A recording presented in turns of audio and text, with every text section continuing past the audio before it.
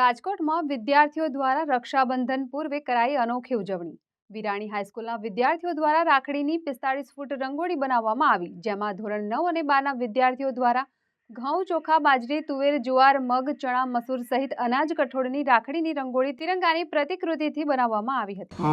વિરાણી હાઈસ્કૂલના વિદ્યાર્થીઓ દ્વારા છેલ્લા 7 વર્ષથી છે તે મેગા પ્રેરક રાખડી છે તેનું આયોજન કરવામાં આવે છે। આ વખતે સ્વાતંત્ર્ય દિવસ નજીક હોવાથી આ વર્ષનો વિદ્યાર્થીઓનો કન્સેપ્ટ છે એ તિરંગા રાખડી છે, જેમાં વિદ્યાર્થીઓ પોતાના પોકેટ મનીમાંથી તથા પોતાના ઘેરથી વિવિધ અનાજ અને કઠોળ જેમ કે ઘઉં, ચોખા, જુવાર, બાજરી, મસૂર, ચણાની દાળ, તુવેર દાળ, સાડી વગેરેની મદદથી છે 45 ફૂટ લાંબી અને 200 સ્ક્વેર ફીટ જેટલી લાંબી જે મોટી રાખડી બનાવી છે, જેની અંદર ધોરણ 9 થી 12ના 950 જેટલા વિદ્યાર્થીઓ ભાગ લીધો છે અને અંદાજિત 450 કિલો જેટલું અનાજ છે એ એકત્રિત થયેલું છે।